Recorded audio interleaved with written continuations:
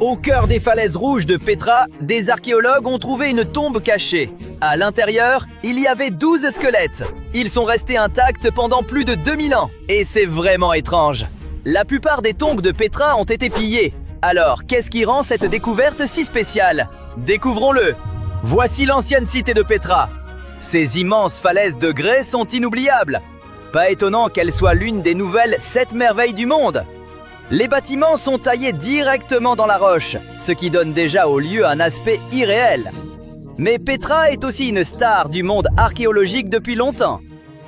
Ah, Petra est apparue dans le film Indiana Jones et la dernière croisade. Certaines scènes ont été tournées juste devant le célèbre bâtiment appelé Al-Khazné, ou le Trésor. Mais récemment, quelque chose d'encore plus excitant s'est passé là-bas, dans la vraie vie. Une équipe télé de l'émission Expédition Unknown est venue à Petra filmer une nouvelle enquête. Et pendant qu'ils étaient là, des archéologues ont fait une découverte énorme. Ils ont trouvé 12 squelettes humains et plusieurs objets anciens.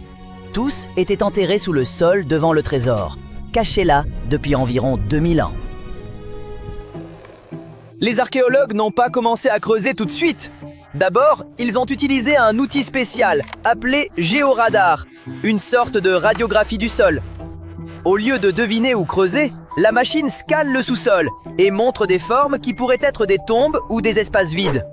En tout cas, quand l'équipe a regardé les données du radar, quelque chose d'intéressant est apparu. Les motifs ressemblaient beaucoup à des endroits de Petra où des tombes avaient déjà été trouvées. C'était un gros indice que quelque chose pouvait se cacher sous terre. Après avoir vu le résultat, les autorités jordaniennes ont donné l'autorisation de fouiller. C'est alors que l'équipe a enfin commencé à creuser sous le site célèbre et qu'ils ont découvert les squelettes et artefacts anciens. Fait intéressant, beaucoup de tombes à Petra ont été trouvées complètement vides, car au fil des siècles, tout ce qui avait de la valeur a été pris par des pilleurs ou a simplement disparu. Mais cette tombe était très différente. À l'intérieur, l'équipe a découvert 12 squelettes humains et quelques objets anciens. Certains os avaient même de la moisissure. C'est arrivé parce que Petra est taillée dans des falaises de grès. Le grès est très poreux, donc il peut absorber l'eau comme une éponge géante. La zone inonde parfois, et l'humidité a probablement lentement pénétré dans les tombes. Avec les squelettes, les archéologues ont trouvé des objets en bronze, fer et céramique. Un objet ressortait. Un calice en céramique dans les bras d'un des défunts. C'était comme si la personne le tenait quand elle avait été enterrée. Mystérieusement, la coupe ressemblait beaucoup au Saint Graal du film Indiana Jones. Le célèbre bâtiment au-dessus de la tombe, Al-Khazné, se trouve près de l'entrée principale de la cité. On pense qu'il a au moins 2000 ans. Cette énorme structure est taillée directement dans les falaises de grès. Aujourd'hui, c'est l'un des monuments les plus reconnaissables au monde. Mais même si le trésor est si célèbre, les archéologues ne comprennent toujours pas complètement son histoire. Une raison est que beaucoup de tombes proches ne contenaient pas beaucoup d'artefacts. Et sans objet à étudier, ça devient bien plus dur de déterminer exactement quand le bâtiment a été fait ou comment il était utilisé. C'est pourquoi l'équipe était si excitée. La découverte pourrait les aider à en apprendre plus sur les anciens habitants de Petra et ceux qui ont bâti la cité. L'emplacement de la tombe pourrait déjà être un indice important. Voyez-vous, être enterré juste devant le trésor était probablement un immense honneur.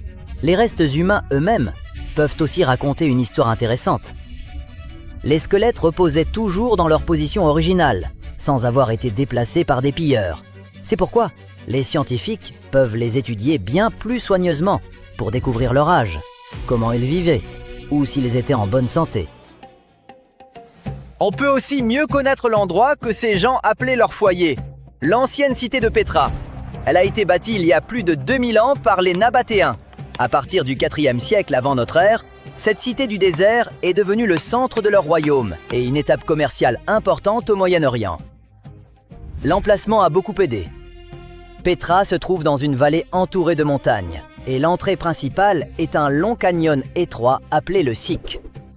Comme le passage est si étroit, la cité était facile à défendre et difficile à attaquer pour les ennemis. Grâce à ces facteurs, la cité a grandi rapidement. À son apogée, environ 30 000 personnes y vivaient peut-être. Mais la cité se trouve dans un canyon désertique sec. L'eau naturelle y est plutôt limitée. Alors comment tant de gens ont-ils pu vivre à Petra? La réponse est une ingénierie astucieuse. Les Nabatéens ont construit un système d'eau incroyablement avancé pour l'époque. Ils ne dépendaient pas d'une source d'eau, c'était tout un réseau taillé directement dans la roche. Ils ont creusé des canaux, des tuyaux et des citernes dans les falaises. Ça leur permettait de guider l'eau des sources proches vers la cité. C'était comme un système de plomberie antique, entièrement construit en pierre. Encore mieux, l'eau ne coulait pas directement dans la cité. D'abord, elle passait par des bassins de décantation, où la saleté et le sable coulaient au fond. Ensuite, l'eau était stockée dans de grands réservoirs entourés d'épais murs de pierre, ce qui gardait l'eau plus fraîche dans la chaleur du désert. Les crues soudaines étaient aussi un grand danger dans le canyon. Quand de fortes pluies tombaient dans les montagnes, l'eau dévalait souvent les vallées étroites. Pour gérer ça, les Nabatéens ont construit des barrages et des canaux qui redirigeaient l'eau vers des réservoirs. Un autre aspect intrigant de Petra est l'emplacement de ses bâtiments principaux. En 2013, des chercheurs ont découvert que plusieurs monuments importants s'alignaient avec le soleil à des moments clés de l'année, comme les solstices et l'équinoxe. Les scientifiques pensent maintenant que les bâtiments fonctionnaient comme des calendriers géants, aidant les gens à suivre les saisons dans un paysage désertique. Les signes naturels du temps peuvent être difficiles à remarquer là-bas. Un autre mystère de Petra, ce sont 3 blocs de pierre massifs appelés les blocs Djinn. Ils remontent à environ le 2e siècle avant notre ère et sont parmi les premières grandes tombes construites à Petra. 2 d'entre eux ont des chambres funéraires à l'intérieur et le 3e a même une tombe au sommet, comme un petit cercueil sur le toit. Personne ne sait vraiment pourquoi ils ont été construits.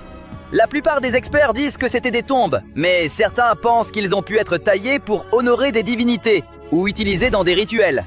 Mais malgré toute la grandeur de Petra, les choses ont commencé à changer en 106 de notre ère. C'est alors que le puissant empire romain a pris le contrôle de la cité et l'a intégrée à son territoire. Le commerce n'a pas complètement cessé, mais la cité a lentement perdu de son importance. Plus tard, un grand séisme en 551 de notre ère a causé de sérieux dégâts. Ça a pu être le coup final pour une cité déjà en déclin. Avec le temps, Petra fut finalement abandonnée et devint connue comme la cité perdue. Mais il y a un autre surnom, bien plus utilisé, la cité rose. Le nom vient de la couleur des falaises autour de Petra. Les roches de grès ont une couleur rose rougeâtre, surtout quand le soleil est bas dans le ciel. Ce que voient les touristes n'est qu'une infime partie de Petra. Certaines estimations disent que les archéologues n'ont fouillé qu'environ 15% de la cité. Les visiteurs traversent l'étroit Siq, contemplent le trésor haut de 40 mètres, marchent le long des rues bordées de tombes et gravissent plus de 800 marches pour atteindre le monastère, Al-Deir. Mais c'est comme voir la pointe d'un iceberg, le reste est toujours enfoui. Petra n'arrête pas de nous surprendre. En 2016, des chercheurs ont utilisé des images satellites pour repérer un immense monument encore inconnu. La plateforme est massive, environ 56 mètres sur 49, avec des colonnes sur un côté. Des fragments de poterie suggèrent qu'elle a plus de 2150 ans. Donc en fait, même après des siècles d'exploration, Petra est toujours pleine de secrets qui attendent juste d'être découverts.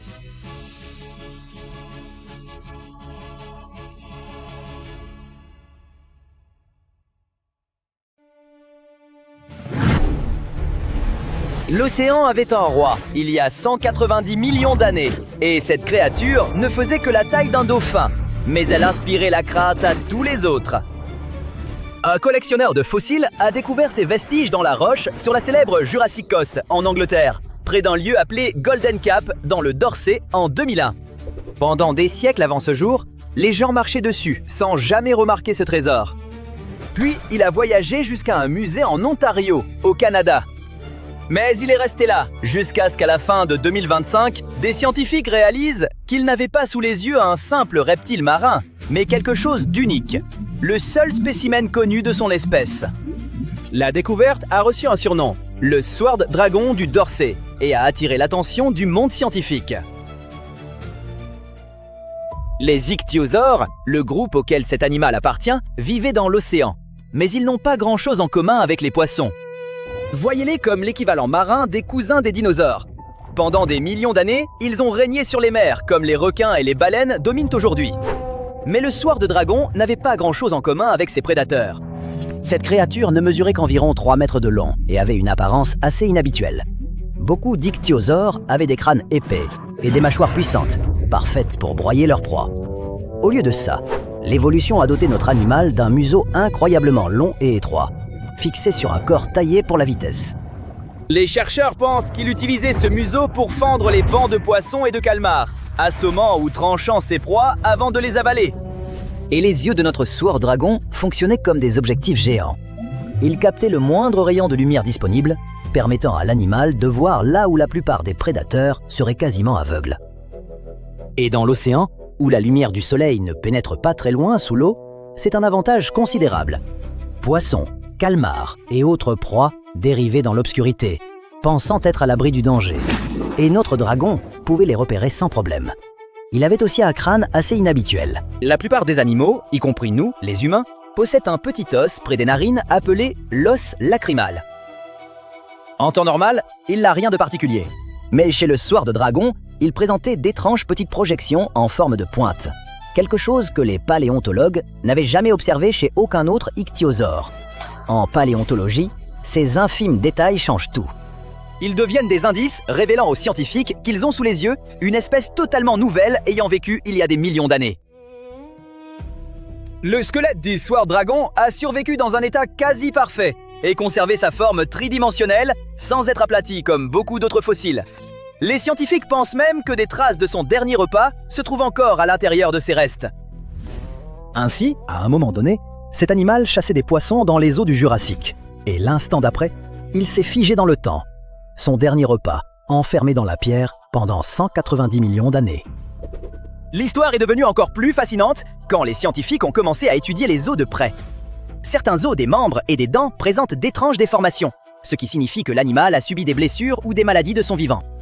Le crâne porte aussi des marques de morsure d'un prédateur bien plus grand, probablement un autre ichthyosaure. Ce prédateur lui a vraisemblablement porté le coup fatal. Mais la raison principale pour laquelle les scientifiques s'intéressent tant à cet animal, c'est qu'il comble un immense vide dans les archives fossiles. Les fossiles de la période où il vivait, entre environ 193 et 184 millions d'années, sont extrêmement rares. Avant cette découverte, les paléontologues voyaient 2 groupes d'ichthyosaures complètement différents dans les archives fossiles.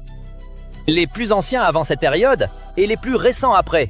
Mais personne ne savait exactement quand ni comment ce changement s'était produit. Alors, le sueur dragon entre en scène comme une pièce manquante du puzzle. Cette créature semblait plus proche des espèces apparues des millions d'années plus tard. Cela signifie que le grand tournant évolutif des ichthyosaures a probablement commencé plus tôt que les scientifiques ne le pensaient. Maintenant, quittons l'océan et passons à un paysage totalement différent. Un paysage qui cuisait autrefois sous le soleil impitoyable du Sahara. Il y a environ 95 millions d'années, un prédateur y marchait, tout aussi étrange que le sueur de dragon. Mais il chassait ses proies sur terre et dans les rivières plutôt que dans la mer. Le scientifique qui a dirigé la découverte a décrit cet animal comme un héron infernal. Il mesurait la longueur d'un autobus scolaire et pesait plusieurs tonnes. Son crâne avait de longues mâchoires semblables à celles d'un crocodile, garnies de dents coniques, ce qui lui permettait d'attraper facilement des poissons glissants. Mais le plus étrange, c'était une crête sur sa tête, en forme de lame courbée, un cimeterre.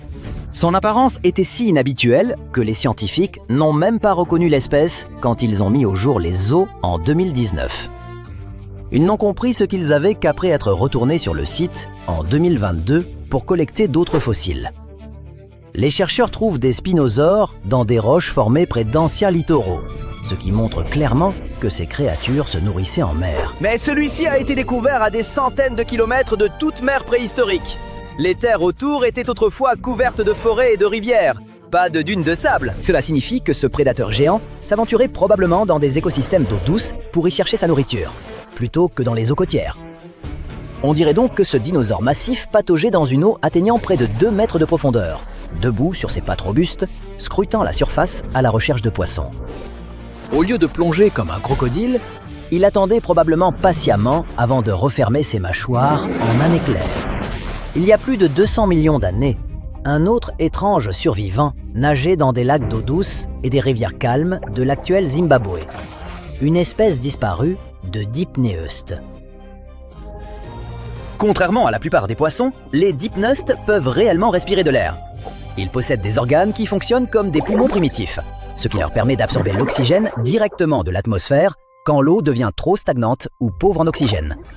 D'une certaine manière, ils vivent entre deux mondes, mi-poisson, mi-ébauche de la transition vers les animaux terrestres. Et ce super pouvoir rend les dipneustes vraiment importants pour les scientifiques. Ce sont les plus proches parents vivants des ancêtres de tous les animaux à quatre pattes. Il y avait une lacune dans nos connaissances sur ces créatures, mais cette nouvelle découverte a permis de la combler.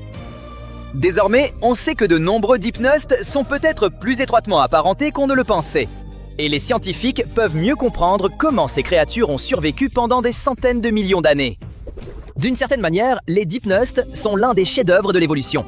Ce plan ancestral a continué de fonctionner alors que des mondes entiers d'espèces naissaient et disparaissaient autour d'eux.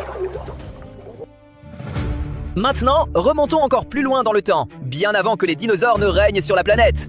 Il y a environ 275 millions d'années, une autre créature bizarre nageait dans des lacs d'eau douce de l'actuel Brésil. Les chercheurs ont identifié l'espèce à partir de 9 mâchoires inférieures fossilisées, chacune d'environ 15 cm. Au lieu de pointer vers le haut comme des dents normales, les dents de cette créature dépassaient sur les côtés. Chaque mâchoire présentait le même étrange design, prouvant que cette particularité n'était pas une anomalie, mais bien le résultat de l'évolution de l'animal. La mâchoire portait à l'intérieur de minuscules bosses denticulées. Ces structures formaient une surface de broyage. La créature possédait son propre broyeur intégré. Les scientifiques pensent qu'elle utilisait cette bouche inhabituelle pour mâcher de petits invertébrés, voire des végétaux. C'est un régime assez inhabituel pour un animal dont les proches parents étaient principalement des carnivores. Et en parlant de sa famille, cette créature bizarre appartenait à une lignée extrêmement ancienne appelée les tétrapodes souches. C'étaient des vertébrés primitifs à quatre pattes qui ont donné naissance aux reptiles, oiseaux, mammifères et amphibiens modernes. À l'époque où Tankia vivait, la plupart de ces lignées anciennes avaient déjà disparu. Et pourtant, celle-ci avait survécu, tandis que des animaux plus récents et plus modernes évoluaient autour d'elle. Les scientifiques appellent ce type d'animal un fossile vivant. En analysant les fossiles, les chercheurs ont conclu que cette mystérieuse créature atteignait environ 1 mètre de long et ressemblait probablement à une salamandre au museau allongé. Elle nageait dans des lacs d'un monde où les continents formaient encore le supercontinent géant Gondwana. Cette découverte est aussi importante parce qu'elle aide les scientifiques à comprendre comment les écosystèmes anciens fonctionnaient et quels animaux occupaient les différents rôles dans ces communautés primitives.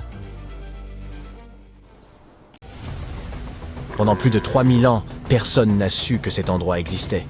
Et puis, tout d'un coup, des archéologues qui faisaient des fouilles près d'Alexandrie ont découvert quelque chose de vraiment surprenant. Une ville égyptienne oubliée.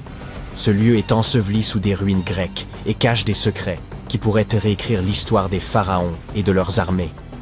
L'un des artefacts retrouvés, qui ressemble à une simple cruche à vin, a déjà tout bouleversé.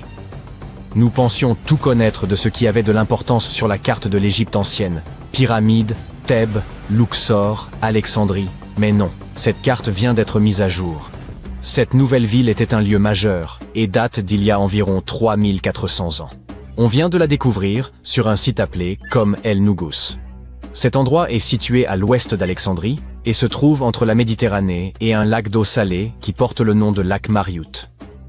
Cette découverte a fait se foncer quelques sourcils. Les scientifiques pensaient que cet endroit était autrefois vide et qu'il n'avait été habité que par les Grecs vers 332 avant notre ère. Mais il s'avère que des gens vivaient à Kom El Nugus bien avant cela.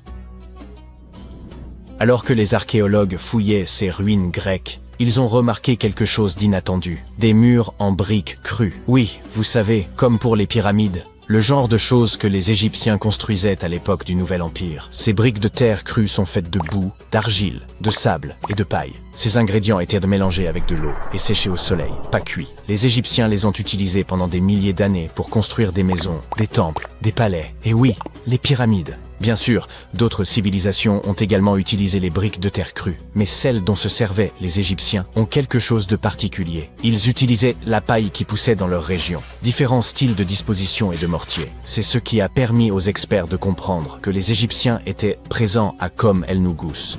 Ce seul fait a surpris la communauté scientifique. Mais ensuite, ils ont trouvé d'autres choses. Toute une rue, des structures enterrées, et même un temple construit par Ramsès le Grand lui-même. Son nom parle de lui-même. Ce gars fut l'un des pharaons les plus célèbres de toute l'histoire du royaume.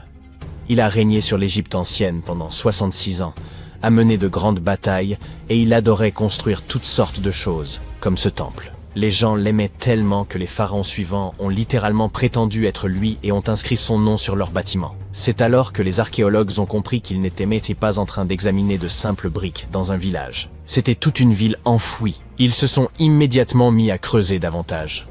Et il s'est avéré que tout ça avait été finement planifié. Le lieu avait été construit avec beaucoup de soin. Les rues avaient des drains pour empêcher la pluie de venir détériorer les murs en briques crues. Il y avait aussi de petites chapelles funéraires avec des inscriptions dédiées aux soldats. Cela suggère que cet endroit était peut-être une base militaire. Et cela change énormément de choses. Dans l'Égypte ancienne, quand l'armée arrivait, c'était pour une raison.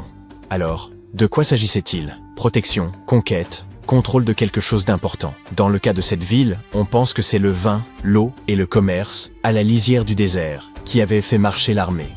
Le plus fou, c'est que nous ne connaissons pas encore exactement l'ampleur de ce site. L'équipe n'en a découvert qu'une partie jusqu'à présent. Il pourrait y avoir des fortifications, des entrepôts, des bâtiments administratifs et plus de structures religieuses et royales sous toute cette terre. Nous ne savons pas non plus comment cette ville s'appelait dans les temps anciens. Son nom est encore enterré, mais on pourrait le découvrir un jour, peut-être à l'intérieur d'un mur, peut-être sur un parchemin, peut-être sur une autre cruche cassée. L'un de ces pichets s'est déjà avéré être une merveille fascinante. Un morceau de peau en céramique, appelé amphore, portait un sceau royal pressé dessus, et ce sceau portait le nom de Méritaton. La princesse Méritaton n'était pas n'importe qui. Elle était la fille aînée de la reine Néfertiti et une des sœurs aînées du roi Toutankhamon. Oui, c'est exact. Néfertiti et Toutankhamon ont bien leur place dans cette histoire. Tout cela s'est déroulé environ un siècle avant que Ramsès le Grand ne construise l'un de ses temples ici. Il semble que la ville ait été fondée à l'époque d'un autre pharaon, le pharaon Akhenaton, époux de la reine Néfertiti, père de la princesse Méritaton et du futur roi Toutankhamon. Ce gars, Akhenaton, était un peu imprévisible. C'était le genre de personne qui devient vraiment bizarre quand il s'agit de ses lubies. Il essaya de changer complètement la religion de l'Égypte, forçant tout le monde à adorer le disque solaire, Aton, au lieu des divinités habituelles. En gros, il dit à tout le royaume que leur mythologie était fausse, et qu'à partir de maintenant, il n'y aurait plus d'Osiris, plus de Thoth ni de Seth, seulement la lumière brute du soleil. Eh oui, cette époque porte le nom de période amarnienne. Et il s'est donné à fond. Il a changé son nom, construit une toute nouvelle capitale, Amarna, au milieu du désert, redessiné des temples, réécrit des hymnes, et même interdit les images religieuses traditionnelles. Même l'art est devenu fou à l'époque. Les gens ont commencé à avoir des têtes allongées, des bourrelets ventraux, et toute cette humanité et vulnérabilité fut gravée dans la pierre. C'était délibérément bizarre. Il voulait montrer que les membres de sa famille n'étaient pas des dieux parfaits, mais des vaisseaux humains de lumière divine. Tout le monde devait sourire maladroitement et faire semblant, parce qu'il était le pharaon, après tout. Le plus farfelu, c'est qu'après son règne, son fils Toutankhamon a inversé tout ce qui était lié au disque solaire. Il a littéralement changé son nom de Toutankhaton, ce qui signifie « image vivante de l'Aton ». Le disque solaire, en Toutankhamon, ce qui signifie « image vivante d'Amon », l'une des grandes divinités anciennes. Le roi Toutankhamon a donc ramené les anciennes divinités, rouvert les temples et effacé autant que possible l'héritage d'Akhenaton. On dirait que sa famille n'aimait pas vraiment le culte du soleil, après tout. Pendant ce temps, cette cruche de vin découverte montre que la ville était probablement active, prospère et pleine de vie, à l'époque d'Akhenaton. Et c'est énorme. Jusqu'à présent, il n'y avait aucune preuve que ces idées et projets révolutionnaires s'étendaient jusqu'au nord. La cruche montre également que les vignobles et la production de vin existaient au nord du royaume. Le vin était vraiment une affaire de grande importance justifiant l'établissement d'une base militaire. La princesse Méritaton a très probablement utilisé cette cruche. Tout comme son frère, elle est née sous le signe du soleil et fut nommée d'après celui-ci. Son nom, également orthographié Méritaton, signifie « bien-aimé de Laton ». En tant que fille aînée du pharaon et de sa reine, née en plein milieu de changements religieux radicaux, elle a été élevée pour accomplir les devoirs d'une future reine. Dès ses premières années, elle marchait dans les temples aux côtés de sa mère Néfertiti, secouant le sistre lors de rituels solennels. Elle était présente lorsqu'Akhenaton a établi sa capitale, Amarna. Il aimait clairement sa famille. Le visage de Méritaton fut gravé sur ses murs de pierre plus que celui de quiconque. Dans chaque temple, dans chaque scène sacrée, son visage apparaît et vénéré. Les événements deviennent flous dans l'histoire après le décès de son père. Le trône vacillait. Le roi Toutankhamon était très jeune, âgé de seulement 9 ans, lorsqu'il a dû assumer ses nouvelles responsabilités. Méritaton semble avoir été un bref intermède entre son père et son jeune frère. Elle a épousé un homme du nom de Smenkhkare. Les historiens ne sont même pas certains de l'identité de cet homme mystérieux. Il a même pu s'agir d'une invention, le roi fantôme d'une dynastie en ruine, ou alors, c'était son frère. Quelle que soit la vérité, ces deux-là ont pris le pouvoir et ont régné ensemble pendant un certain temps. Méritaton a obtenu le titre de grande épouse royale, un titre d'un pouvoir immense. Mais Smenkhkare a été un souverain de très courte durée. Il est décédé après environ 1 an seulement. Certains historiens émettent l'hypothèse que Méritaton était la véritable dirigeante, la pharaone informelle, car son frère était encore trop jeune. Certaines théories suggèrent même qu'elle a élevé Toutankhamon, et qu'elle est devenue une sorte de reine régente, éduquant l'enfant qui restaurerait plus tard l'ordre ancien. Mais rien de tout cela n'est confirmé. Il est très difficile pour les historiens de trouver des informations sur cette époque, car la période amarnienne a été plus tard condamnée. Les successeurs ont voulu effacer l'hérésie d'Akhenaton et tout ce qui était lié à lui, y compris Méritaton. Ainsi, même si elle a régné, même si elle a éduqué Toutankhamon, ils ont tout fait pour l'enterrer dans les sables de l'histoire. Quoi qu'il en soit, peut-être que cette nouvelle ville nous en dira plus sur les mystères de la période amarnienne, l'une des périodes les plus chaotiques de l'Égypte ancienne. Les archéologues viennent de mettre au jour les vestiges d'une cité perdue depuis des millénaires, dissimulée dans le sud-est de l'Europe. Ils étaient convaincus qu'il ne s'agissait que d'un ancien avant-poste défensif, mais de nouvelles fouilles bouleversent radicalement cette interprétation. Ils estiment désormais que ce site pourrait être la cité perdue de Lyncus, capitale de l'ancienne Lynstede liée à Alexandre le Grand, l'homme qui transforma l'histoire. Les ruines se situent près du petit village de Tsurnobuki, en Macédoine du Nord. Des mentions existent dès 1966, mais les recherches sérieuses n'ont débuté qu'il y a une quinzaine d'années. Au départ, seuls quelques vestiges avaient été repérés, et l'on pensait à un simple poste avancé chargé de surveiller les Romains venant de l'Ouest. Mais une équipe de scientifiques y est récemment retournée avec des équipements de pointe et a démontré que ce lieu n'était pas un modeste avant-poste. En explorant le sous-sol, les chercheurs ont établi que l'acropole, colline plane dont le sommet supporte les ruines, possédait assez de salles et d'infrastructures pour abriter une véritable ville à l'intérieur des remparts. Le site couvre environ 28 000 mètres carrés et près de 10 000 habitants y vivaient à son apogée. Ils ont aussi mis au jour un atelier textile et de nombreux objets, dont une monnaie à l'effigie d'Alexandre le Grand, des haches, des pièces de jeu, une lampe à huile et une petite poterie ornée d'un cœur. L'une des découvertes les plus remarquables est un billet de théâtre en argile réutilisable, caractéristique de la Macédoine du Nord. Cela suggère fortement la présence d'un théâtre, probablement installé dans l'un des grands édifices. Les spécialistes pensaient autrefois que la cité remontait au règne du roi Philippe V. Mais désormais, grâce à la monnaie et surtout aux outils anciens, ainsi qu'aux fragments de poterie mis au jour, ils estiment que des populations pourraient y avoir vécu dès l'âge du bronze, entre 3300 et 1200 avant notre ère. La Lynstede et l'ensemble de la Haute-Macédoine connaissaient un climat rude, marqué par des hivers froids et pluvieux et des étés brûlants. L'existence y était difficile et se résumait souvent à une lutte pour la survie. Les habitants de la région étaient principalement des pasteurs nomades, contraints de se déplacer au fil des saisons. Ils parcouraient le territoire avec leurs troupeaux de bovins, de chèvres et de moutons, à la recherche des pâturages les plus favorables. À cette époque, la Macédoine occupait une position marginale dans le monde grec. Elle relevait en partie de la culture hellénique, mais les grandes cités-États, comme Athènes et Sparte, ne la reconnaissaient pas pleinement. Cette situation périphérique lui permit cependant de combiner traditions grecques et héritages locaux. Peu à peu, sous des souverains tels que Philippe II et Alexandre le Grand, elle s'imposa et transforma profondément l'ensemble du monde antique. Les nouvelles découvertes réalisées à Tchernobouki révèlent à quel point l'ancienne Macédoine était connectée et influente, d'autant que la cité se trouvait sur les routes commerciales menant à Constantinople. De grandes figures historiques telles qu'Octave et Agrippa ont peut-être traversé la région en route pour affronter Cléopâtre et Marc-Antoine. Le site pourrait également correspondre à la capitale perdue de l'ancien royaume de Lyncestis, ou Lynkos. Certains spécialistes estiment qu'une grande ville de Haute-Macédoine pourrait être le lieu de naissance de la reine Eurydice I, mère de Philippe II de Macédoine, qui s'empara de la Lyncestide au IVe siècle avant notre ère. Le royaume de Macédoine devint alors indépendant, et c'est dans ce contexte que le fils de Philippe II, Alexandre, accéda plus tard au trône du royaume macédonien. Fidèle à sa renommée, il édifia en seulement 13 ans l'un des plus vastes empires de l'histoire, s'étendant de la Grèce jusqu'à l'Égypte et à l'Inde, avant de mourir à l'âge de 32 ans.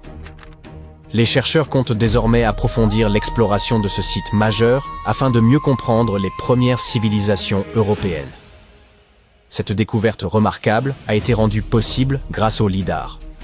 Cet outil de télédétection permet de cartographier, sur de vastes territoires, des données telles que la hauteur de la végétation, la densité des forêts et de nombreux autres détails.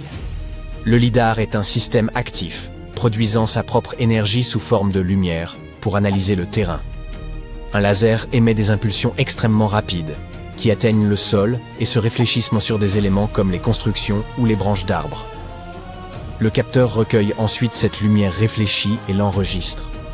En mesurant le temps nécessaire au trajet aller-retour de la lumière, il devient possible de calculer la distance parcourue, puis de déterminer avec précision l'altitude de chaque point du relief. Des scientifiques ont récemment mis au jour une autre cité disparue grâce à cette même technologie. Nommée Giengola, elle était demeurée dissimulée sous l'épaisse jungle mexicaine pendant près de 6 siècles.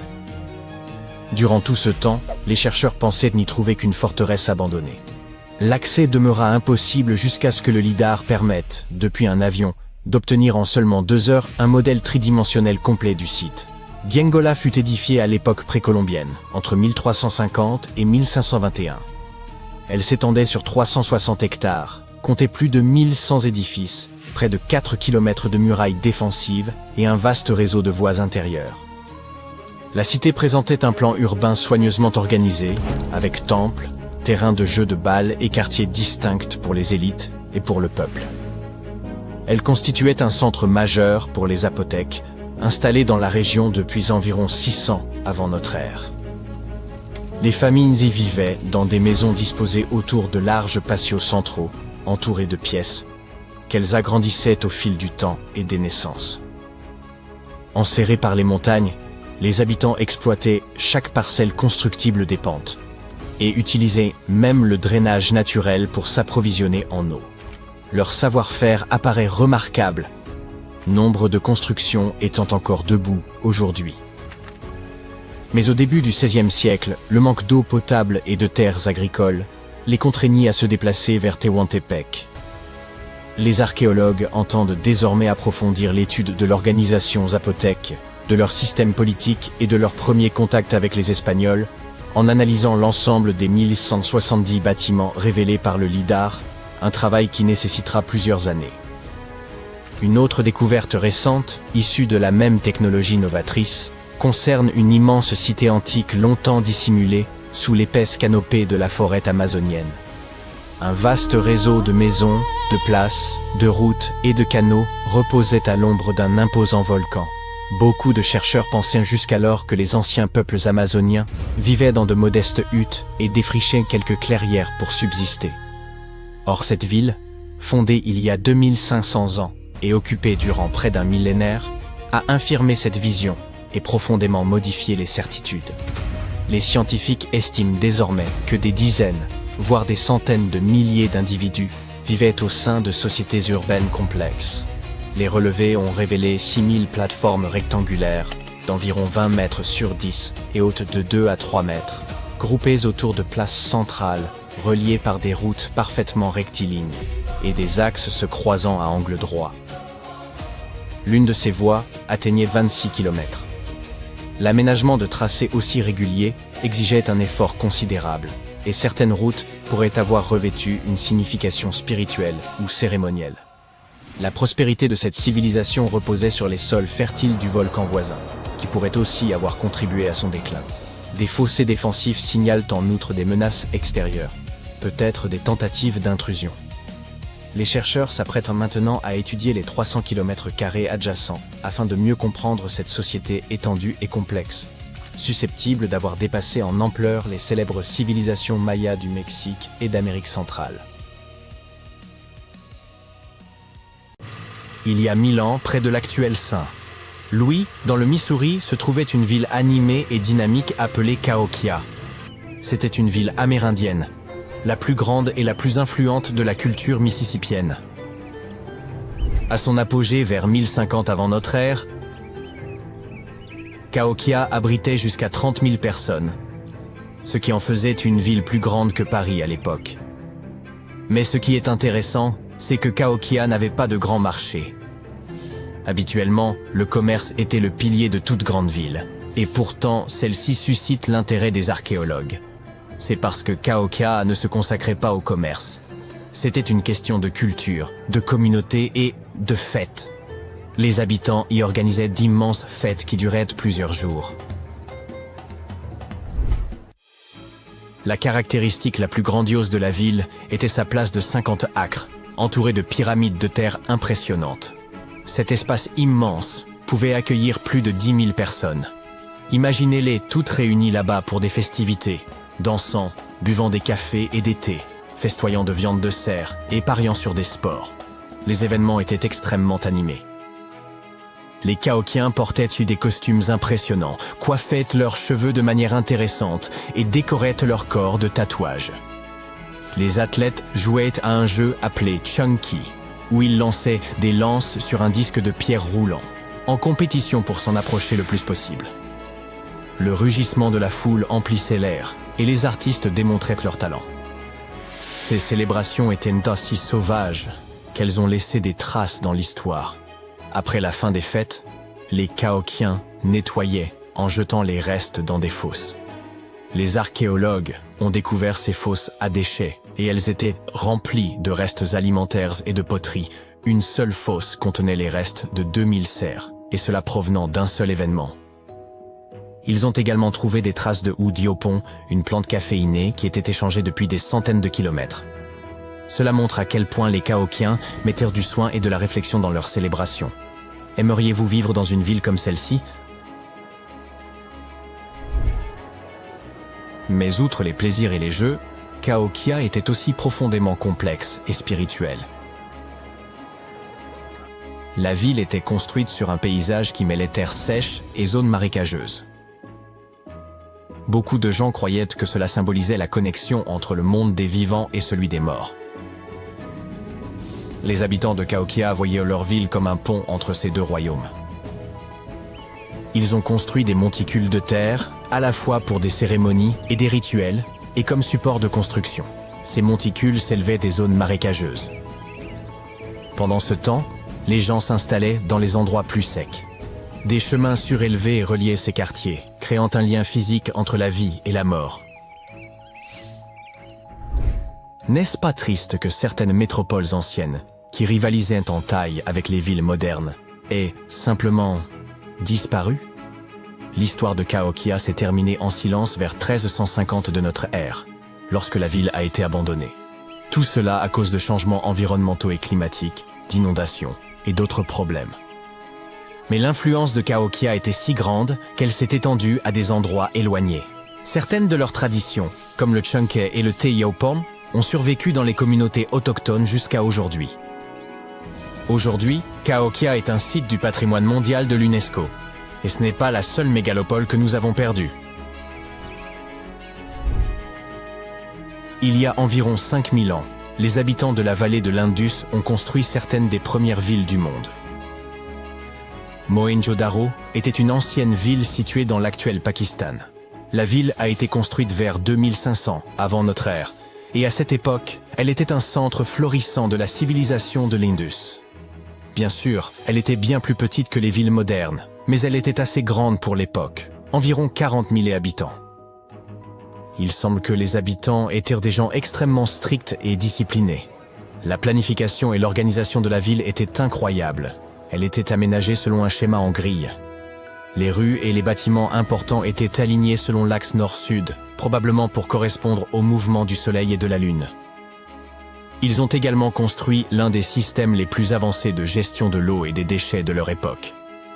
La ville comptait environ 700 puits. Presque chaque maison avait son propre puits. La plupart des habitations avaient également des salles de bain privées, avec des systèmes de drainage et même des égouts souterrains.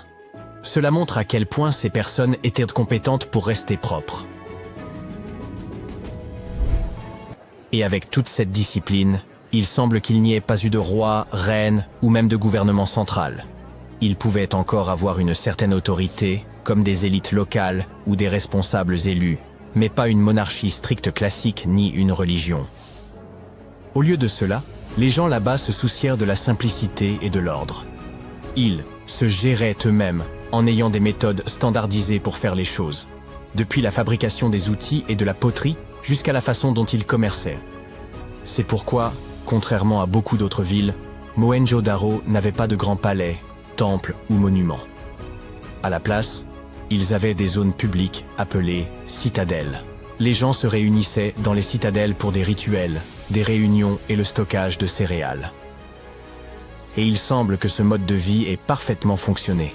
Les scientifiques ont trouvé des seaux et des poids, ce qui signifie que l'économie était bien régulée. Les archéologues ont découvert des artefacts complexes tels que l'ivoire, le lapis-lazuli, les perles de cornaline et les bijoux en or. Une autre découverte célèbre est la petite statue en bronze, connue sous le nom de danseuse, qui a été découverte en 1926. Mohenjo-Daro n'était pas du tout pauvre. Et ils ont également réalisé des bâtiments impressionnants. Rester propre était manifestement bien plus important pour eux que des démonstrations de richesse ou de pouvoir. Ainsi, ils ont créé le Grand Bain, l'une des structures les plus célèbres de la ville. C'est une grande piscine étanche, construite avec des briques cuites, perchée sur un monticule de terre, ressemblant presque à un lieu religieux, le plus proche qu'ils avaient d'un temple. Pendant ce temps, la ville elle-même a été construite sur une série de monticules. Ils ont grandi au fil des siècles, à mesure que les gens ajoutèrent de nouvelles maisons et structures. Pourquoi la ville est-elle tombée? Personne ne le sait vraiment. Il y a quelque chose de mystérieux à propos des sculptures que les archéologues ont découvertes. Beaucoup d'entre elles semblent avoir été intentionnellement brisées. Cela signifie que les habitants ultérieurs de la ville, peut-être des envahisseurs ou autres, les ont détruites pour une raison quelconque. Certains scientifiques pensent pas que le fleuve Indus a peut-être changé de cours, perturbant ainsi l'agriculture et le commerce. Mais il n'y a aucune preuve d'une inondation ou d'un quelconque grand événement de ce genre. Il semble simplement qu'avec le temps, l'ensemble de la civilisation de l'Indus s'est peu à peu estompé. Vers 1900 avant notre ère, la culture avait évolué et n'avait pas laissé grand-chose derrière elle. Laissez-moi vous parler de l'ancienne ville de Kos, qui rime avec Klo, située là où se trouve aujourd'hui la ville moderne de Kos en Grèce. Imaginez arriver par la mer, et la première chose qui vous frappe est la grandeur immense de son agora, cette vaste place publique construite avec des pierres de différentes couleurs, agencée sur des terrasses qui s'élèvent au-dessus de vous. C'était l'une des plus grandes du monde antique, et elle faisait forte impression sur quiconque approchait de la ville. Cet endroit a une riche histoire remontant à environ 223 avant notre ère. Il y a longtemps, les habitants locaux se sont rassemblés de différentes parties de l'île pour former une nouvelle ville dans le nord-est. Des gens y ont vécu depuis l'âge du bronze, et avec le temps, elle est devenue un centre d'une importance capitale pour la culture et le commerce. Et pas étonnant, puisqu'il se trouve juste à côté d'un port naturel. Le port était abrité par 2 brise-lames, et les gens y ont construit certains des sites religieux les plus importants, y compris les sanctuaires d'Aphrodite et d'Héraclès. Kos n'était pas seulement belle, cependant, elle avait un design brillant. Toute la ville était disposée en une grille ordonnée, avec des rues se croisant à des angles droits parfaits, ressemblant littéralement presque à une ville moderne. Grâce à cela, se déplacer était super facile, et les blocs, ou insulae, étaient assez grands pour contenir plusieurs grandes maisons. Kos est restée largement inchangée jusqu'au VIe siècle de notre ère. Au fil du temps, elle a commencé à rétrécir progressivement, confinée à l'intérieur des murs de ce qui est maintenant le quartier de Kora.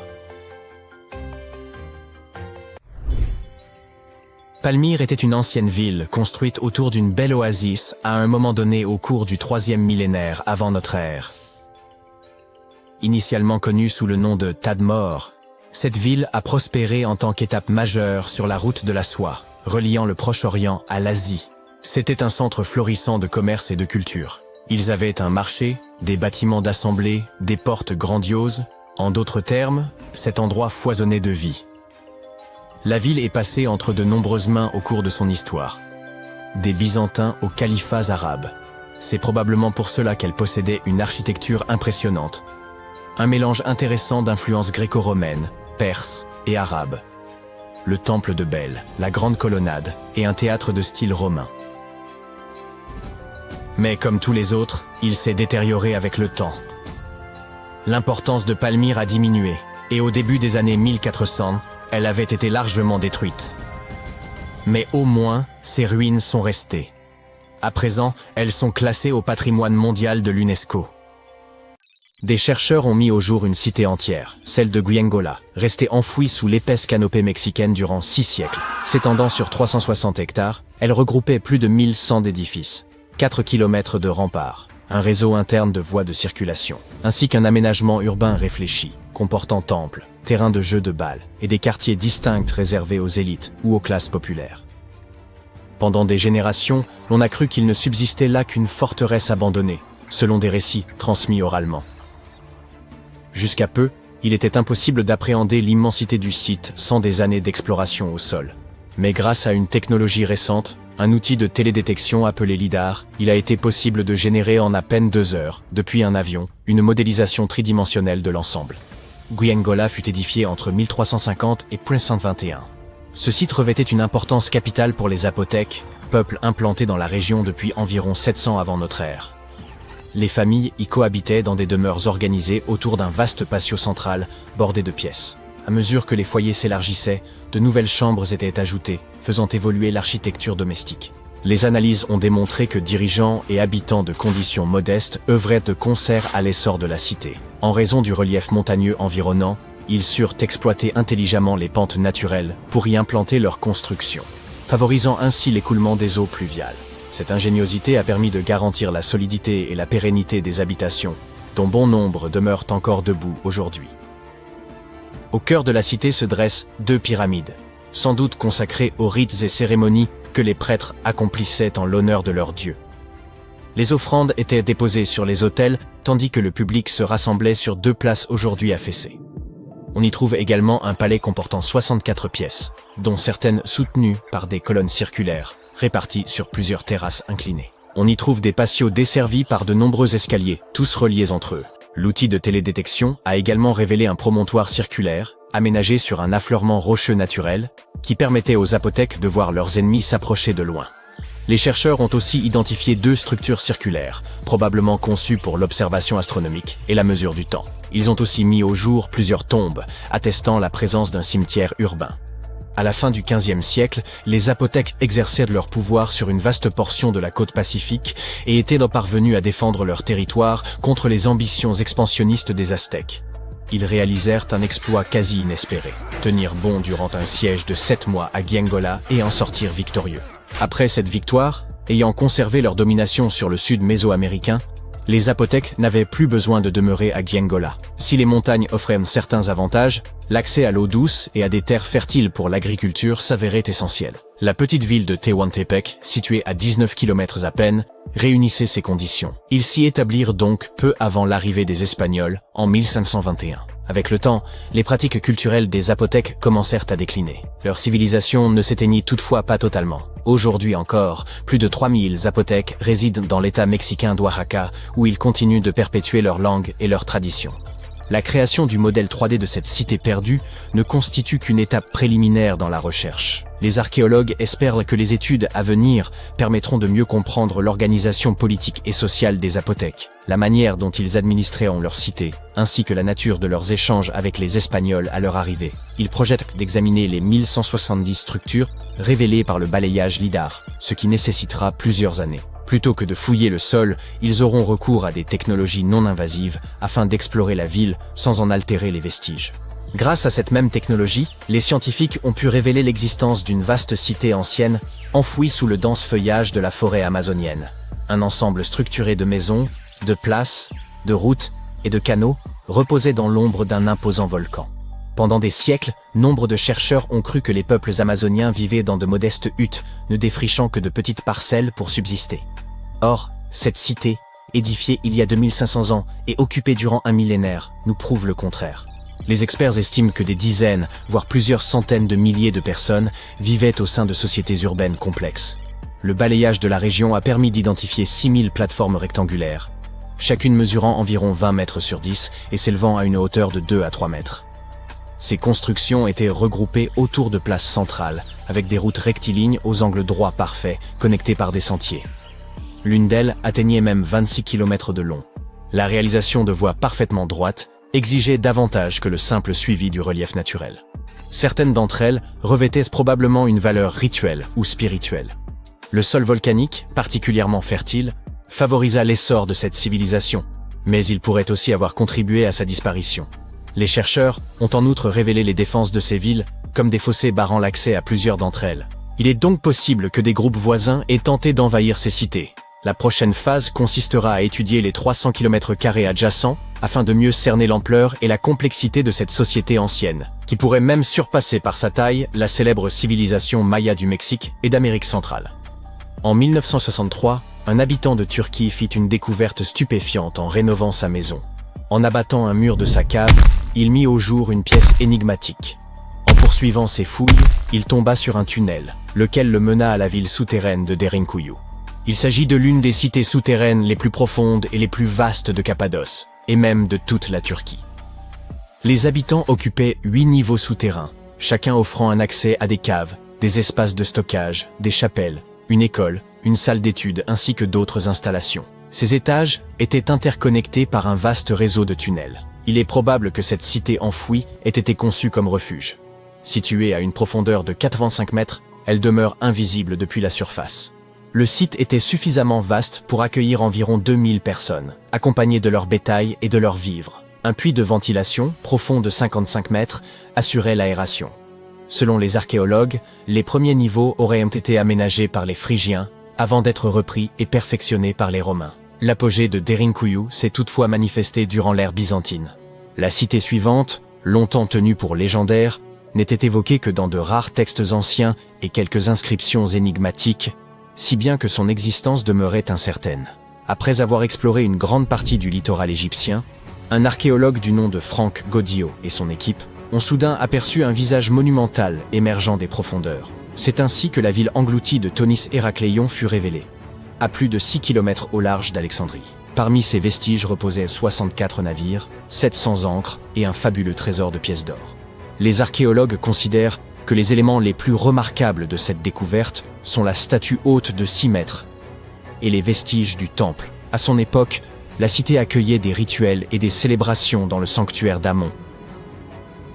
Façonnées en granit et en diorite, les ruines ont traversé les siècles sans se détériorer malgré leur immersion prolongée. Elles offrent aujourd'hui un aperçu précieux de la vie, 2300 ans plus tôt, dans l'un des carrefours commerciaux les plus importants du monde antique. La ville disposait d'un réseau de canaux, comparable à une Venise égyptienne d'un autre âge. Ces voies d'eau reliaient divers ports et points d'ancrage, tandis que des ponts unissaient tours, temples, habitations et autres édifices. Tonis Héracléion constituait le principal port du royaume pour le commerce extérieur et la perception des taxes. L'origine de son engloutissement demeure incertaine, mais les chercheurs l'attribuent à des phénomènes naturels. Vers la fin du second siècle avant notre ère, probablement à la suite d'une terrible inondation, la cité fut submergée. Par la suite, Alexandrie, fondée par Alexandre le Grand, surpassa Héracléion en prestige et en influence. Avant cela, Héracléon faisait office de principale porte d'entrée maritime vers l'Égypte. Après la catastrophe, de nombreux navires durent réorienter leur itinéraire vers Alexandrie. Héracléon sombra alors dans l'oubli, jusqu'à sa redécouverte en l'an 2000.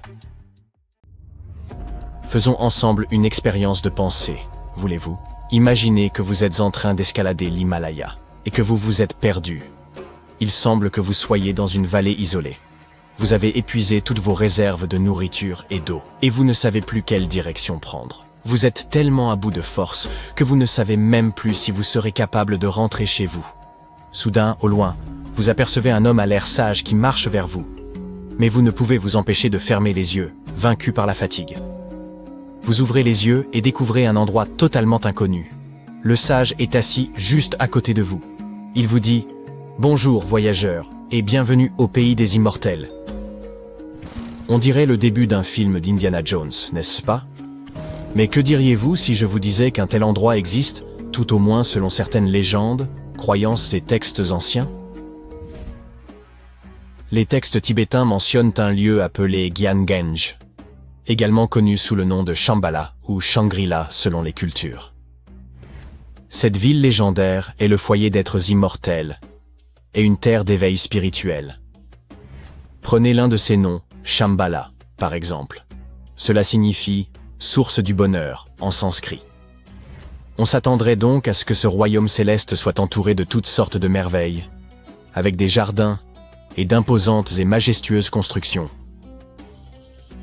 Les croyances et les mythes anciens affirment que lorsque vous entrez dans Gyanganj, vous pensez immédiatement à la structure d'une fleur de lotus à 8 pétales. L'endroit est entouré de montagnes enneigées. Il possède de magnifiques cascades qui se jettent dans un lac pur et divin dont l'eau a des pouvoirs thérapeutiques extrêmement puissants. Ce lieu est illuminé en permanence par une lumière blanche comme du lait, et qui ne provient ni du soleil ni de la lune. On y trouve également des plantes phosphorescentes qui peuvent émettre la lumière souhaitée sur commande vocale.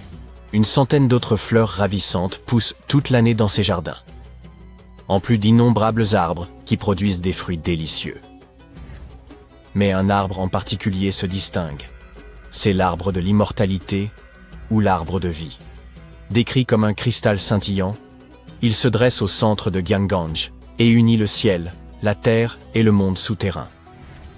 Ces fruits ressemblent à une forme abstraite du Sri Yantra, un diagramme mystique utilisé dans l'hindouisme, composé de 9 triangles entrelacés. Cependant, personne n'est autorisé à emporter ces fruits hors de Gyanganj. Pour le faire, il faut en recevoir la permission expresse des habitants de la ville. Cela nous amène à nous demander qui vit dans cette ville magique et mystique. Selon les légendes, Gyanganj serait habité par un grand nombre de maîtres éclairés, ou en d'autres termes, des sages qui guident subtilement le destin du monde par la méditation. Ce sont des êtres éternels qui ne sont affectés par aucun désir ni aucune souffrance humaine. Leur devoir est de protéger les enseignements spirituels du monde et d'œuvrer pour le bien de l'humanité, ainsi que de tous les êtres conscients. On croit également que lors d'une période de grand chaos, le 25e souverain de Gyanganj apparaîtra pour mener la planète vers un avenir meilleur. Ces sages et êtres éternels qui vivent là sont en quelque sorte les protecteurs de Gyanganj. Donc, si vous envisagiez de vous rendre dans ce lieu une carte à la main, nous sommes au regret de vous informer que ce ne sera pas possible. Tout d'abord, personne ne sait vraiment où se trouve exactement Gyanganj. Certains pensent qu'il s'agit d'une vallée reculée de l'Himalaya, d'autres affirment que la ville se trouve dans une grotte cachée. Il y a également des personnes qui pensent qu'elle est située sur une chaîne de montagnes, et d'autres encore qui soupçonnent qu'elle se trouve sur un plateau isolé. L'emplacement de la ville est donc un mystère et semble devoir le rester, car on dit aussi que les sages immortels de Gyanganj dissimulent la vallée aux yeux des humains à l'aide d'une sorte de bouclier énergétique. Google Maps ne vous sera donc d'aucune aide. C'est pourquoi certains, dont le Dalai Lama, suggèrent même qu'elle existe dans une autre dimension. Mais on trouve dans certains textes anciens quelques instructions sur la manière d'accéder à Gyanganj. Cependant, ces indications seraient incompréhensibles. Pour moi, beaucoup de choses le sont. Mais imaginons un instant que vous ayez déchiffré les instructions et que les êtres immortels soient prêts à vous accueillir. Hélas, vous ne pourriez peut-être toujours pas entrer dans cette ville cosmique. Et voici pourquoi. On croit que seuls les maîtres éclairés ou les sages qui ont un certain lien karmique avec elle peuvent y accéder. Alors, que font les êtres éternels d'un endroit aussi magique? N'oubliez pas qu'ils ont tout le temps du monde. Les textes anciens indiquent que Gyeonggange possède un centre et 16 zones destinées à l'étude de 16 sciences différentes. Il s'agit notamment des sciences solaires, des sciences planétaires universelles, des sciences liées au temps, de la science de l'air, de la science liée au soleil et à la lune, de la science liée à l'espace, de la science liée aux forces gravitationnelles, etc. Ce qu'elles ont toutes en commun, c'est que pour pouvoir les étudier, il faut d'abord avoir une très bonne compréhension de l'énergie. Le niveau des cours est extrêmement avancé, et ces enseignements sont encore inconnus, même à l'époque moderne. Chaque système scientifique comporte différents départements, et tous ces départements ont leurs propres enseignants. Comme le temps ne fonctionne pas comme nous le comprenons ici, et que l'immortalité est possible, la plupart de ces enseignants ont des centaines, voire des milliers d'années. Ils peuvent rester dans leur corps spirituel, qui apparaît comme une masse de lumière brillante, tandis que leur corps physique reste séparé. Quelle école, n'est-ce pas? En comparaison, Poudlard semble bien ennuyeux. Et est-ce qu'il est possible d'y obtenir un diplôme? Bien sûr, toutes ces histoires et ces mystères autour de Gyeonggange ont attiré de nombreux curieux du monde entier. D'innombrables tentatives ont été faites par des alpinistes et des randonneurs, dont le président Franklin Roosevelt lui-même, pour trouver cette terre d'immortalité et d'éveil spirituel. Cependant, comme vous pouvez l'imaginer, elles n'ont abouti à rien. Néanmoins, quelques personnes, notamment de célèbres chefs spirituels, des sages et des aventuriers, ont affirmé l'avoir visité. L'un d'entre eux était Sri Gopinath Kaviraj, un érudit célèbre, qui aurait été le premier à trouver cet endroit dans l'histoire moderne. Après sa visite présumée à Gyeonggange, il a écrit un livre et a rendu cet endroit populaire dans la culture moderne. Après avoir lu son livre, de nombreux autres érudits étrangers se sont précipités au Tibet pour en savoir plus. Une autre personne ayant prétendu s'y être rendue est un alpiniste qui s'était perdu dans l'Himalaya. Selon son récit, après s'être égaré, il avait consommé par erreur des champignons vénéneux. Complètement désorienté, il était tombé sur une montagne avec un précipice plongé dans la brume. Et il avait chuté dans le vide. Après s'être relevé, il s'était rendu compte qu'il était entouré de personnes vêtues d'habits étranges qui soignaient ses blessures. Une fois complètement guéri, il l'avait escorté hors de la ville. Il y a également le chef spirituel Guru Saikaka. Il a déclaré avoir visité Gyeonggange à plusieurs reprises. Selon son récit, il s'y rendait pour recevoir un enseignement spirituel ainsi que l'immortalité. Il a affirmé qu'un sage l'escortait dans la ville à chacune de ses visites. Dans ses récits, il indique également que le royaume existait dans une dimension supérieure. Un autre visiteur présumé de Gyeonggange fut L.P. Farrell, un officier anglais, qui affirma avoir découvert ce lieu mystique en 1942. Même si toutes ces histoires et descriptions de Gyeonggange nous permettent de nous en faire une image vivante, il peut être difficile pour beaucoup d'entre nous de garder l'esprit ouvert quant à son existence. Cependant, il faut admettre que l'idée d'un tel endroit, où l'immortalité est possible et où des êtres véritablement moraux œuvrent pour protéger l'humanité, est réconfortante, fascinante et bouleversante. La Tour de Londres est le symbole de l'autorité royale britannique. Durant près d'un millénaire, elle a accueilli rois, reines et joyaux de la couronne. Elle a successivement fait office de forteresse, de palais et de prison, et figure parmi les sites historiques les plus étudiés et documentés au monde. Pourtant, des archéologues y ont mis au jour des restes humains troublants, enfouis à seulement 3 mètres sous le passage. À qui appartiennent-ils? Et comment ont-ils pu rester cachés si longtemps? La Tour de Londres se dresse sur la Tamise, au cœur de la capitale. Véritable château médiéval, elle se distingue par ses épaisses murailles de pierre bien conservées, ses portes fortifiées et ses tours de guet dignes du cinéma. Elle fut édifiée il y a près de 1000 ans, lorsque Guillaume le Conquérant s'empara de l'Angleterre. Il lui fallait une forteresse pour asseoir son autorité sur la ville et imposer un message clair. Un nouveau souverain règne et l'ordre doit être respecté. L'ensemble du complexe couvre 73 000 m², soit une superficie comparable à celle du domaine de la Maison Blanche. Les joyaux de la couronne y sont encore conservés et exposés sous haute surveillance. Pendant des siècles, la citadelle servit aussi de prison de haute sécurité, accueillant des détenus de premier plan. Toutefois, elle ne se limita pas à enfermer des gens. Elle abrita également une ménagerie royale peuplée de lions, d'éléphants et de léopards. Le roi de Norvège alla jusqu'à offrir un ours polaire, autorisé à nager dans la Tamise, attaché à une longue laisse, pour y pêcher.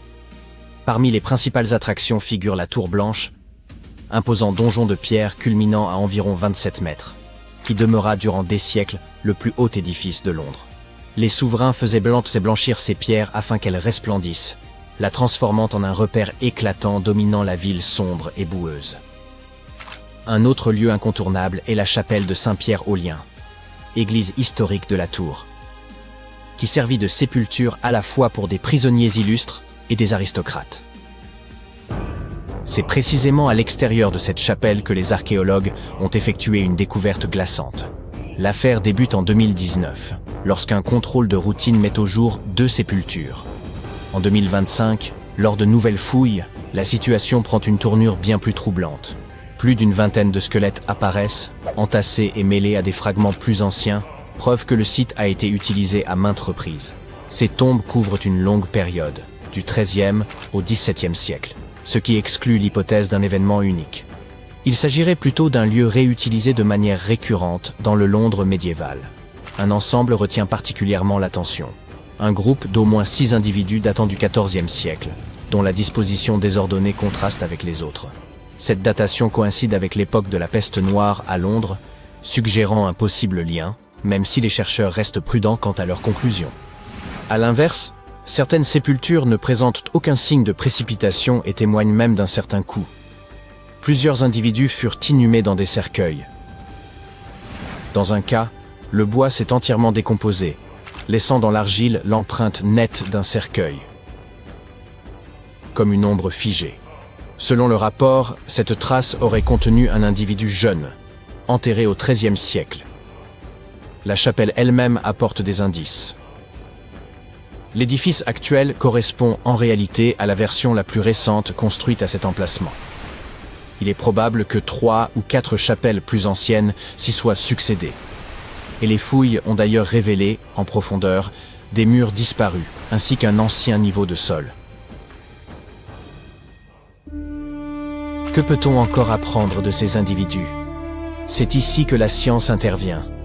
Les chercheurs analysent les dents, qui se forment durant l'enfance et conservent des signatures chimiques liées à l'eau bue et à l'alimentation. Elles constituent ainsi une archive durable du lieu de croissance. L'équipe s'est penchée sur 2 squelettes en particulier. Le premier semble appartenir à un individu aisé. Les analyses suggèrent une enfance au pays de Galles, suivie de plusieurs déplacements, ainsi qu'un régime riche en sucre, luxe notable à l'époque.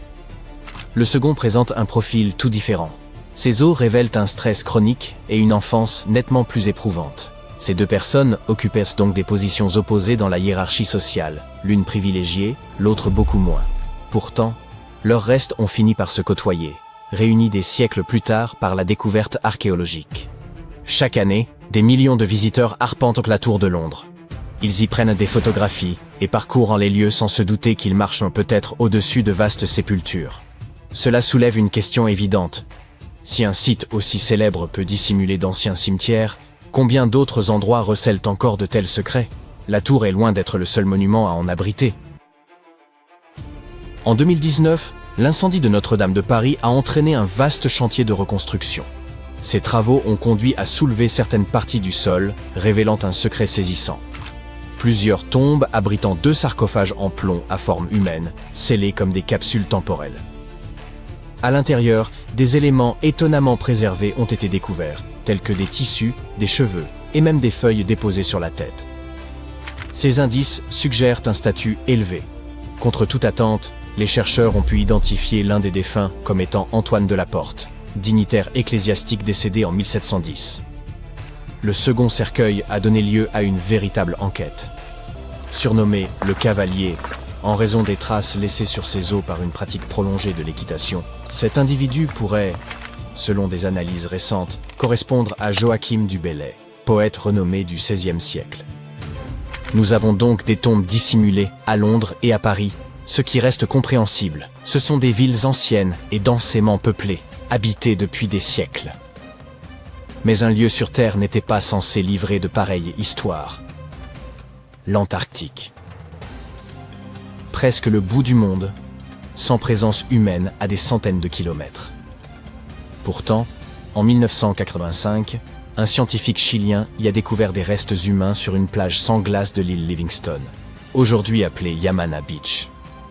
Un crâne humain en Antarctique paraît déjà improbable, mais les datations rendent la découverte encore plus troublante. L'analyse des restes indique une jeune femme d'environ 21 ans, probablement originaire des canaux patagoniens. Sa mort remonte au début de l'ère de la chasse aux phoques, entre 1819 et 1825, soit les tout premiers temps de présence humaine dans cette région. Une question s'impose alors, comment une jeune femme a-t-elle pu se retrouver dans un environnement si isolé ? Une hypothèse suggère qu'elle aurait accompagné les premiers chasseurs de phoques, comme guide ou membre d'équipage. Le chercheur initial a même avancé qu'elle aurait pu être abandonnée sur place pour des raisons obscures. De plus, le site de découverte est connu pour avoir été fréquenté par des chasseurs de phoques au début du XIXe siècle. Les éléments concordent partiellement sans permettre d'établir une explication certaine. L'affaire devient plus étrange encore. En 1985, seul son crâne a été découvert. Par la suite, des chercheurs sont revenus dans la zone et ont mis au jour d'autres ossements humains. En 1988 puis en 1993, 2 fémurs ont été retrouvés près du site initial. La question est évidente. Ces os appartenaient-ils à la même personne ou à plusieurs individus? Les chercheurs prévoyaient d'utiliser l'ADN pour vérifier si les fémurs correspondaient au crâne. Si ces 3 sites démontrent une chose, c'est que des découvertes peuvent surgir partout. Mais le plus fascinant reste d'imaginer les prochaines étapes. Nous entrons dans une période où la technologie pourrait donner à l'histoire un aspect presque immersif. Songez aux possibilités offertes par les données collectées. Il est déjà possible d'extraire l'ADN d'une dent pour déterminer l'alimentation ou le lieu d'enfance d'un individu. Peut-être qu'un jour, ce code biologique permettra, grâce à l'intelligence artificielle, de reconstituer entièrement une personne. On pourrait alors obtenir un humain numérique fidèle, avec la couleur des yeux, la texture de peau et même les cicatrices. Ensuite, ces données peuvent être associées à l'environnement. La numérisation laser permet de cartographier avec précision les fondations enfouies. En les intégrant à un moteur physique, il devient possible de reconstruire des structures disparues depuis des siècles. Ainsi, au cours de notre vie, visiter la Tour de Londres ne se limiterait plus à son état actuel. Vous pourriez enfiler un casque et pénétrer dans la chapelle telle qu'elle apparaissait en 1448, vous retrouvant face à l'histoire, sans la puanteur de l'époque ni le risque d'attraper la peste. Il y a 40 000 ans, quelqu'un a gravé quelques lignes et points minuscules sur un morceau d'os. Et cette petite marque pourrait être le plus ancien disque dur jamais créé par l'humanité. Les scientifiques pensent aujourd'hui que ces hommes de l'ère glaciaire ne gribouillaient pas au hasard, mais enregistraient de véritables informations. Des données structurées, organisées, reproductibles. Et cette découverte bouleverse complètement la chronologie de l'intelligence humaine. Pendant des décennies, les archéologues n'ont cessé de trouver d'étranges symboles gravés sur des outils et des sculptures de l'âge de pierre. Des formes simples, croix, points, traits courts et petites encoches taillées dans l'os ou l'ivoire. On les retrouvait dans des grottes à travers toute l'Europe, en Allemagne, en France et en Espagne. Ils apparaissaient sur des figurines animales sculptées, des outils et des ornements. Les archéologues les ont datés d'environ 34 000 à 45 000 ans, ce qui signifie que ces symboles ont été créés pendant l'ère glaciaire, quand les glaciers recouvraient d'immenses portions de la planète et que les mammouths parcouraient encore les plaines. Pendant longtemps, les chercheurs ont cru que ces signes ne signifiaient rien de particulier. Peut-être des décorations, peut-être de l'art tribal. Mais une nouvelle étude informatique, menée par un linguiste et un archéologue, a montré qu'il s'agissait davantage de données que de décorations. L'équipe a analysé plus de 3000 symboles individuels gravés sur environ 260 artefacts. Ils ont étudié chaque marque et les ont intégrés à des modèles statistiques, le même type de mathématiques utilisé pour étudier les structures linguistiques ou entraîner l'intelligence artificielle. L'objectif n'était pas encore de traduire ces signes. Personne ne sait exactement ce qu'ils signifient. Les scientifiques ont plutôt examiné ce qu'on appelle la densité d'information, c'est-à-dire la quantité de données significatives qu'on peut stocker dans une séquence de symboles.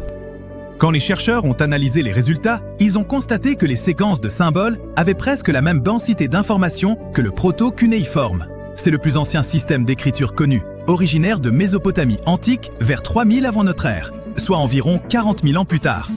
Certains signes de ces gravures glaciaires se répètent de manière prévisible.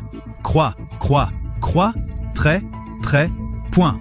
Cette répétition ressemble à un encodage primitif de données, où les motifs se répètent parce qu'ils stockent des informations structurées. Les chercheurs ont aussi analysé l'entropie des messages codés. L'entropie mesure le degré d'imprévisibilité d'une séquence. Une entropie élevée signifie de nombreuses combinaisons possibles, comme un mot de passe complexe. Une entropie faible signifie une répétition prévisible. Et il semble que les systèmes de symboles de l'ère glaciaire aient des niveaux d'entropie très proches des premières tablettes proto-cunéiformes. La quantité d'informations que ces gravures pouvaient stocker correspond donc à peu près aux premiers documents écrits des premières cités. Cela prouve que les humains n'ont pas inventé l'écriture de nulle part il y a 5000 ans. Ils ont en réalité passé des dizaines de milliers d'années à expérimenter des systèmes d'encodage symbolique, augmentant progressivement leur complexité jusqu'à l'invention de la véritable écriture. L'un des exemples les plus fascinants d'un tel message codé provient d'une grotte du sud-ouest de l'Allemagne. Les archéologues y ont découvert une petite figurine de mammouth sculptée dans de l'ivoire de défense, assez petite pour tenir dans la paume de la main. Une rangée nette de croix et de points gravés court le long de sa surface. Un autre objet, appelé l'adorant, est une fine plaquette d'ivoire trouvée dans une autre grotte allemande, ornée d'une étrange créature mythique mi-humaine, mi-lion. La figure s'étire vers le haut, comme si elle vénérait quelque chose. Et sur son corps, quelqu'un a gravé des rangées de petits points et d'encoches soigneusement espacés. Il y a aussi la célèbre sculpture de l'homme-lion. En observant le bras de près, on distingue des entailles régulièrement espacées le long du membre. Ces marques semblent intentionnelles, délibérées, presque rythmiques. Elles ressemblent moins à de la décoration qu'à des entrées dans un registre, ce qui fait de ces artefacts une sorte de clé USB en ivoire. Et puisque ces anciennes clés USB apparaissent dans différentes régions d'Allemagne et ailleurs en Europe, cela pourrait signifier que les humains de l'ère glaciaire partageaient ces messages symboliques sur d'immenses distances. Ces chasseurs-cueilleurs vivant à des milliers de kilomètres les uns des autres reconnaissaient probablement les mêmes motifs gravés sur des outils en os. Bien sûr, les scientifiques ignorent encore la signification exacte de ces symboles. Ils pourraient représenter des calendriers saisonniers, des cycles migratoires, des marqueurs de clans ou des concepts liés à des rituels. La découverte la plus importante pour l'instant n'est donc pas la traduction, mais la structure de ces signes qui fonctionnent comme un système. Ce système de codage n'est pas la seule preuve que des esprits anciens ont inventé des systèmes complexes bien avant l'arrivée des technologies modernes. Il existe une épaisse dalle ovale de calcaire dans un musée aux Pays-Bas. Des archéologues l'ont exhumée à la fin des années 1800 et ont supposé qu'il s'agissait d'un plateau de jeu romain. Le problème, c'est que personne n'arrivait à en comprendre les règles. Les lignes gravées ne correspondaient à aucun jeu antique connu. Ce n'est qu'en 2026 que des chercheurs ont enfin résolu le mystère grâce à l'intelligence artificielle. En observant la pierre de près, on remarque que certaines rainures sont légèrement plus profondes que d'autres.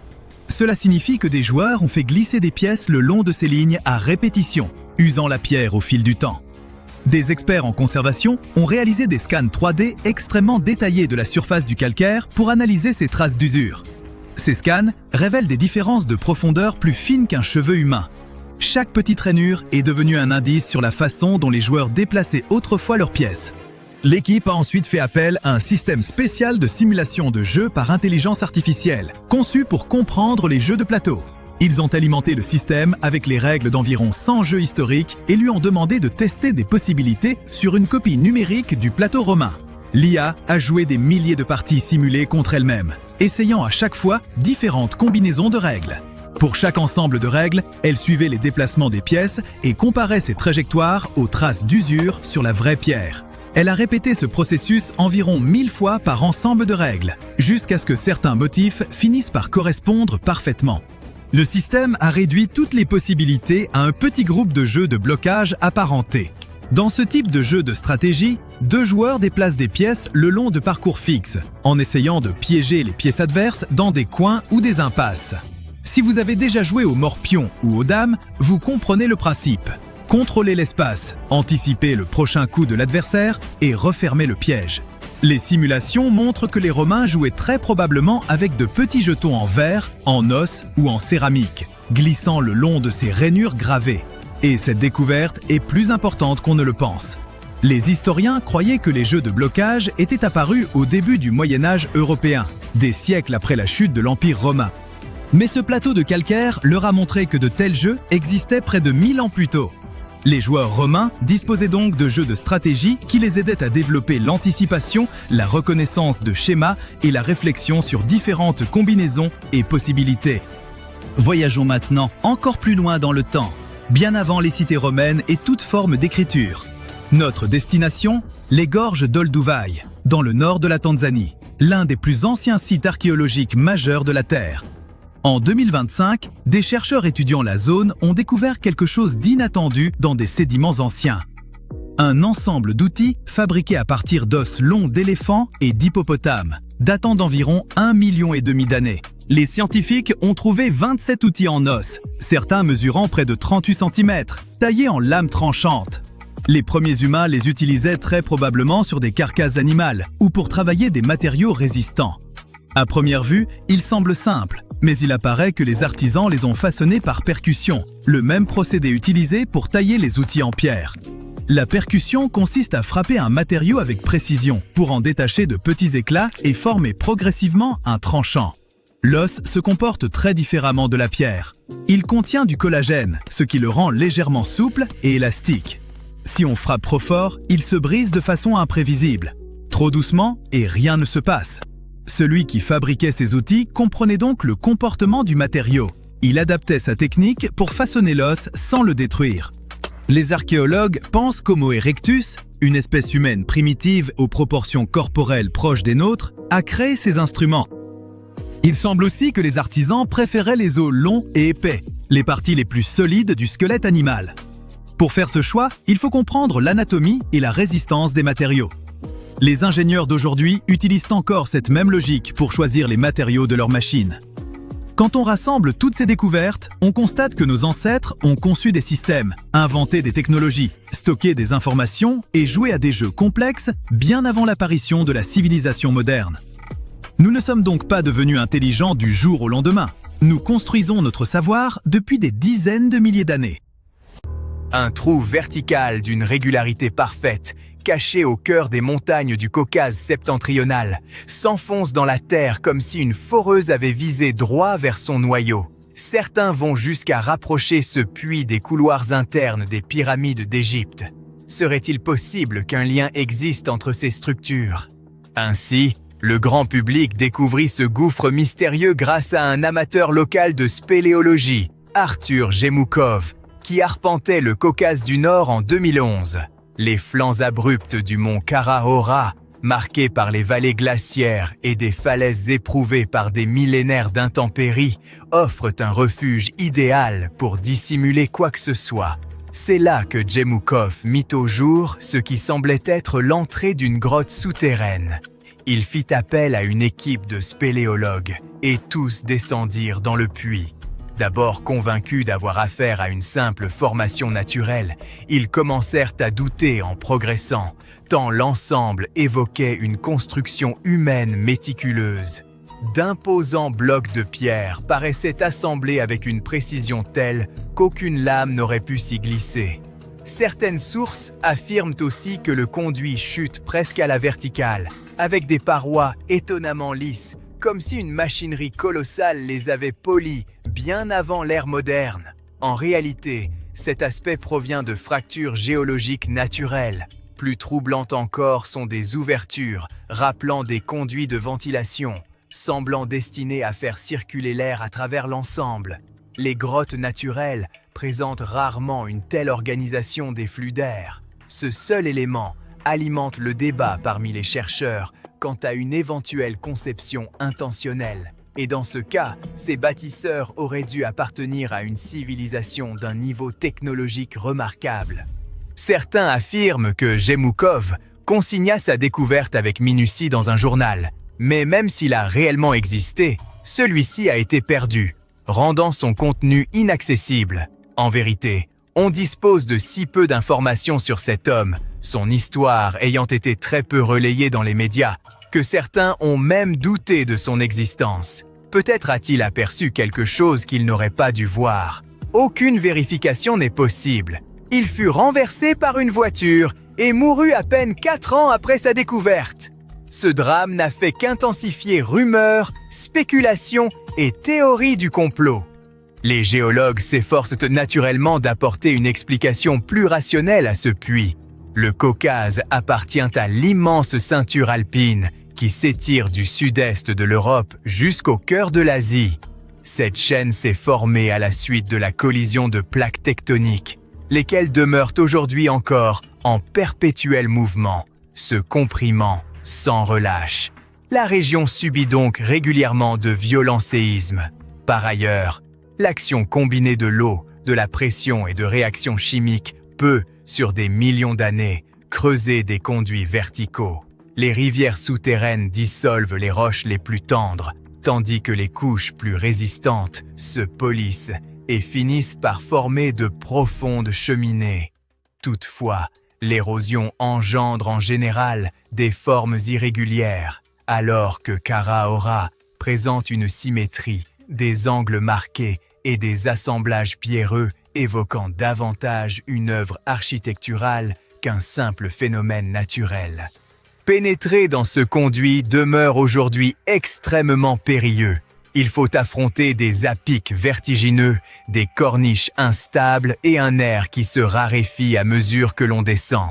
Les galeries sinueuses compliquent considérablement l'orientation et les locaux affirment que certains des premiers explorateurs n'en sont jamais revenus.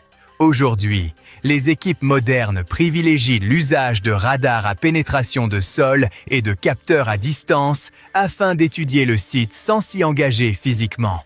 Et à chaque nouvelle analyse, on identifie d'autres cavités encore hors d'atteinte. Dans les environs, Kara-Ora côtoie des formations tout aussi remarquables, comme le gouffre Veriovkina, actuellement le second plus profond connu sur Terre. Ce gouffre s'enfonce sur près de 2 km à la verticale, excédant la hauteur de 4 Empire State Building empilés. Les explorateurs y progressent à travers des cascades glacées, des couloirs rocheux escarpés et des puits où la lumière disparaît totalement. Les températures y frôlent le point de congélation, tandis que des rivières souterraines grondent dans une obscurité longtemps inexplorée. Atteindre le fond exige plusieurs semaines d'expédition, avec des camps successifs, des kilomètres de cordes et une confiance absolue entre coéquipiers. La moindre erreur y serait fatale. La grotte se remplit régulièrement d'eau et se transforme d'année en année, exposant les spéléologues à des crues soudaines. L'eau entaille progressivement le calcaire, élargit les cavités, puis, sous la pression accumulée, jaillit brusquement par certaines ouvertures. Malgré ces dangers, les scientifiques poursuivent leur descente afin d'étudier l'oxygène, la circulation de l'air et la formation des minéraux, cherchant à comprendre l'évolution des grottes à l'échelle géologique. C'est ainsi que furent découvertes des formes de vie microbiennes capables de survivre sans lumière, en tirant leur énergie des minéraux. De tels écosystèmes rappellent les conditions supposées sous des lunes glacées, comme Europe ou Encelade, faisant de ce site un terrain d'entraînement potentiel pour les futures missions spatiales. Avant toutefois de nous tourner vers l'espace, arrêtons-nous sur un autre réseau souterrain fascinant, situé cette fois dans le nord de l'Espagne. On y trouve une cavité que les scientifiques nomment la Cima de los Huesos, ou gouffre aux ossements. Pour y accéder, les explorateurs doivent progresser dans un dédale obscur, puis se glisser dans un conduit étroit qui débouche brusquement sur une chute verticale de 13 mètres.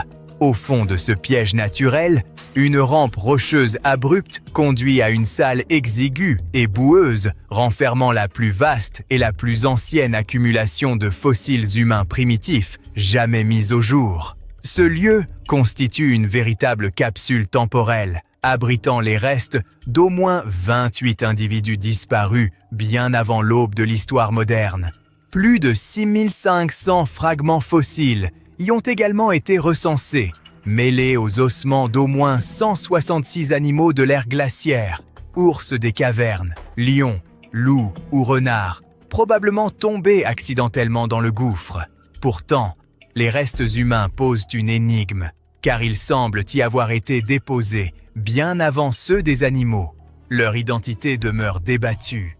L'étude des crânes et des mâchoires révèle des traits marqués, caractéristiques de Néandertaliens très anciens.